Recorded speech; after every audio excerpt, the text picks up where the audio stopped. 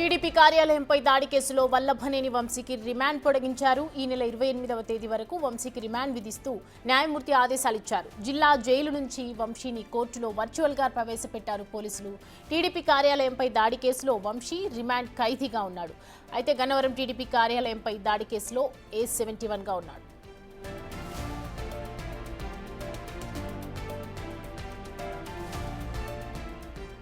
ఈ అంశానికి సంబంధించి పూర్తి డీటెయిల్స్ మా ప్రతినిధి శివ అందిస్తారు.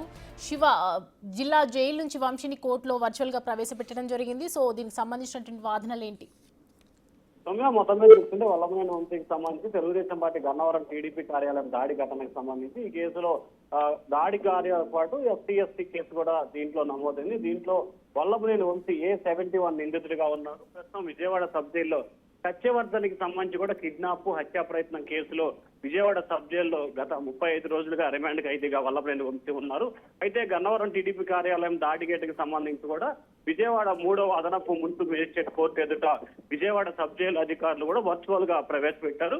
అయితే ఈ నెల 28వ తేదీ వరకు కూడా రిమాండ్ పొడిగిస్తూ జడ్జి ఉత్తర్వులు జారీ చేశారు. అయితే ఇప్పటికే వల్లభనేని వంశీకి సంబంధించి ఒకవైపు సత్యవర్ధన్ కిడ్నాప్ కేసు వ్యవహారం, అలాగే గన్నవరం టీడీపీ కార్యాలయం దాడి, ఈ రెండింటికి సంబంధించి ఒక దానిలో 25వ తేదీ వరకు, మరొక దానిలో 28వ తేదీ వరకు రిమాండ్ ఖైదీగా ఉండబోతా ఉన్నారు. సౌమ్య.